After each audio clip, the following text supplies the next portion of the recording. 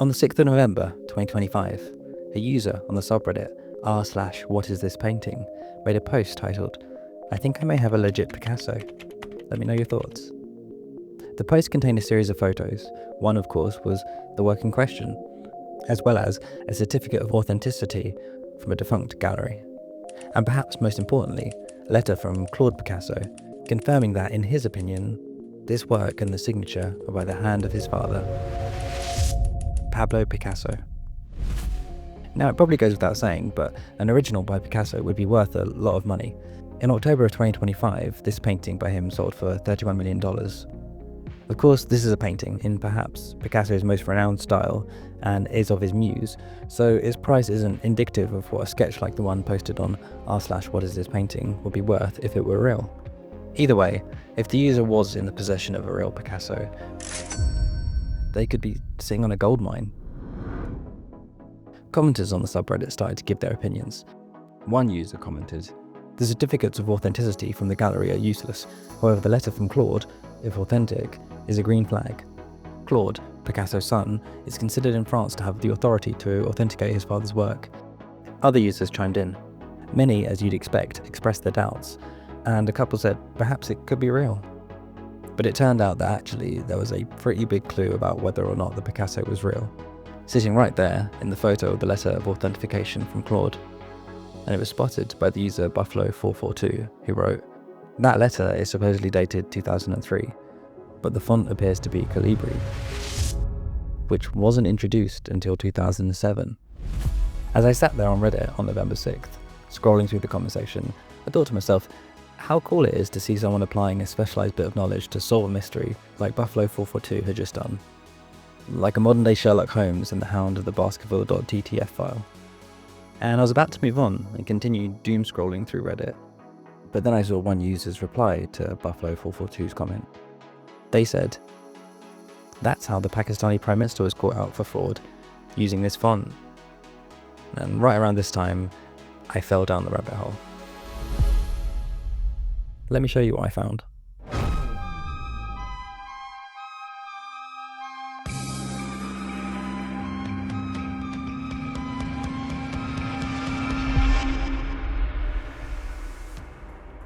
First, a little history about the font Calibri.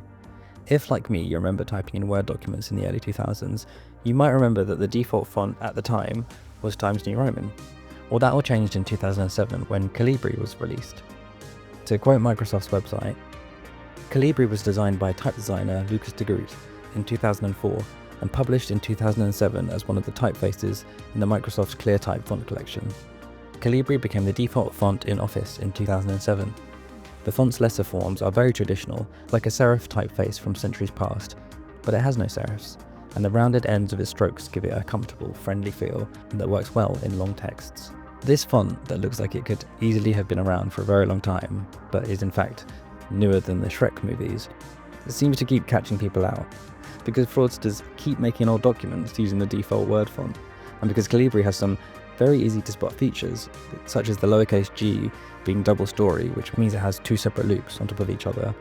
The vertical lines on the M are parallel as opposed to sloping.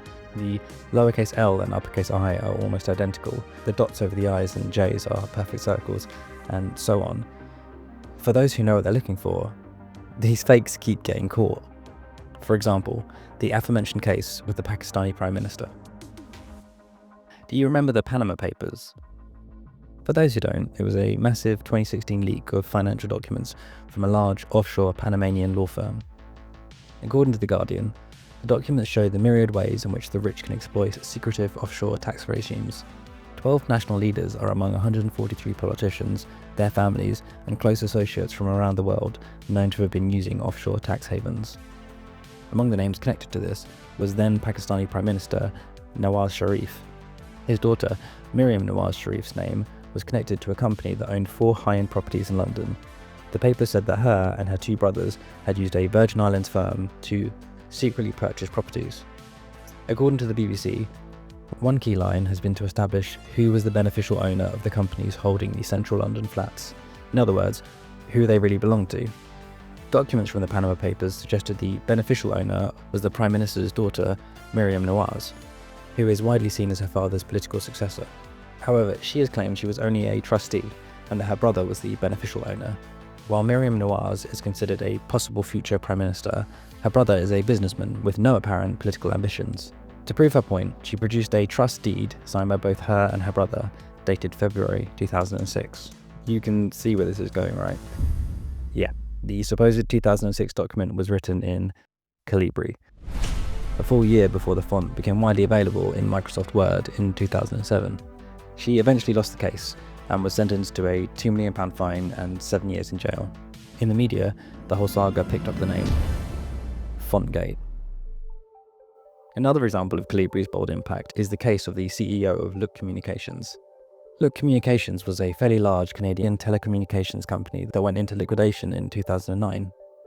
During the liquidation, as reported by the National Post, it was eventually ruled by Ontario courts that CEO of the company, Gerald McGoey, along with other executives, had collected a substantial portion of the liquidation's proceeds by tying their compensation packages to a 40-cent per share price for Look, which was nowhere near the actual market value of the share. McGoey was then ordered to repay $5.6 million, which caused him to declare bankruptcy in 2017. His creditors wanted to sell his two expensive properties to pay back the debt. However, two pieces of paperwork were produced, one for each property, stating that his wife and children, not he, were in fact the owners. One document was dated 1995, and the other 2004. And well, yeah, you can see what's going to happen here. The document, supposedly from 2004, was written in Calibri. And funnily enough, the document supposedly from 1995 was written in Cambria, a font released in 2002. The Ontario court brought in font detective Thomas Phinney as an expert to testify in the case. And as a side note, Thomas has a really cool website which I've linked to in the description of this video. There's a bunch of great articles there which I've been very much enjoying reading and would highly recommend. Ultimately, in his decision, Ontario Superior Court Justice Michael Penny stated, "The evidence in this case overwhelmingly supports the conclusion that the alleged trusts are shams. The centerpiece of this conclusion arises from the expert report of Thomas W. Phinney." And there are actually a bunch of other cases which all follow this same structure. Someone tries to falsify an old document and doesn't stop to think that perhaps using the default Word font isn't the best choice to create a forgery with. As for the original Reddit post that started me down this road, well, the user who posted it has since deleted it. I imagine they were, of course, a little disappointed to hear that they were in the possession of a likely fake. I guess there is, of course, a world where the painting itself is real and just the authentication letter is fake. I genuinely hope, for their sakes, that that's the case. But with artwork, provenance and strong evidence of validity is incredibly important. There was a news story a few years ago about an Englishman who bought a painting at a car boot sale for £230. He took it to a Brighton and Hove auction house where the experts said they believed it to be real, valuing it at about £1 million. But after news stories came out questioning its validity, it eventually sold for just £8,000. Not a tiny amount of money, of course, but not the life-changing amount first thought. The thing is, you need to be careful with paintings by Picasso, because a lot of fakes of his work turn up. You may have heard that tale that when he was a poorer man, he would pay for drinks in taverns with quick sketches on bar napkins. That's probably apocryphal. There's no evidence for it. But what is true is the man was always sketching, always doodling, and as such left a large amount of work behind him. And over his lifetime created everything from Rembrandt-esque realism to cubism to quick-line drawings. And in comparison to some other artists, I can see why a forger might think it's easier to fake some of Picasso's non-realism work. But just because some of his work is associated with quick-line sketches where the subjects don't follow realistic proportions, they were still painted by the hand of a master. The simplicity of his line work is a choice he made. Just like the simplicity of Calibri, a lot of thought and skill goes into making something look so appealing whilst being simple. For what it's worth, just before the post was taken down, it was tagged as likely solved fakes. Aside from the letter written in Calibri, there were a bunch of other red flags spotted by the commenters. So I guess you could say the case was closed, thanks to the fonts of knowledge over on r/whatisthispainting subreddit. So yeah, a little bit of a different type of video from me than usual. I just saw this and I thought it was fun, so I thought I'd quickly throw this video together, and I hope you liked it.